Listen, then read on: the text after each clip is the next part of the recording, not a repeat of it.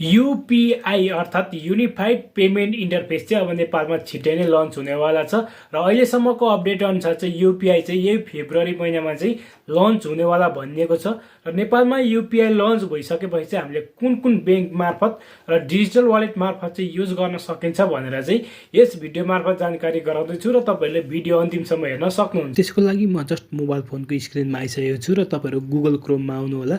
Just Google क्रोममा आइसकेपछि तपाईँहरूले search गर्न सक्नुहुन्छ युपीआई इन नेपाल भनेर सर्च गर्नु होला।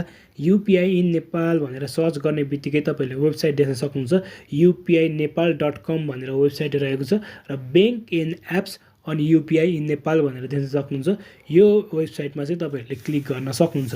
यसमा क्लिक गरिसकेपछि यहाँनिर एप रहेको छ र यतापट्टि तपाईँहरूले चाहिँ ब्याङ्कको अप्सन रहेको छ र जस्ट म चाहिँ तपाईँलाई सुरुमा ब्याङ्कबाट जानकारी गराउँदैछु र ब्याङ्कहरूमा चाहिँ अहिलेसम्मको अपडेट अनुसार चाहिँ देख्न सक्नुहुन्छ ग्लोबल आइएम ब्याङ्क हुनेछ, त्यसै गरी नोबेल ब्याङ्क देख्न सक्नुहुन्छ, नोबेल ब्याङ्क, माछापुच्छ्रे ब्याङ्क, यहाँनिर चाहिँ कमिङ सुन भनेर देखिएको छ र युपीआई नेपालमा आइसकेपछि यहाँ कमिङ सुन हट्नेछ र चाहिँ कमिङ सुन भनेर देख्न सक्नुहुन्छ। त्यसै गरी तपाईँले यहाँनिर देख्न सक्नुहुन्छ एभरेस्ट ब्याङ्क रहेको छ, नेपाल एसबिआई ब्याङ्क रहेको छ, त्यसै गरी सनराइज ब्याङ्क रहेको छ, यहाँनिर देख्न सक्नुहुन्छ भने कामना सेवा विकास ब्याङ्क भनेर देख्न सक्नुहुन्छ।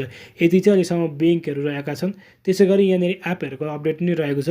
एपहरूमा पनि देख्न सक्नुहुन्छ फोन पेमा युपीआई चल्छ, त्यसै गरी ई सेवामा चल्छ, त्यसै गरी कनेक्ट आइपिएस देख्न सक्नुहुन्छ, कनेक्ट आइपिएसमा चल्छ र तपाईँहरूले यो एपहरू डाउनलोड गर्न प्ले स्टोर्समा डाउनलोड गर्न यहाँ प्ले स्टोर्स भन्ने अप्सनबाट डाउनलोड गर्न सक्नुहुन्छ भने एप स्टोर्समा डाउनलोड गर्नको लागि एप स्टोरमा क्लिक गरेर सजिलैसँग यीबाट पनि डाउनलोड गर्न सक्नुहुन्छ।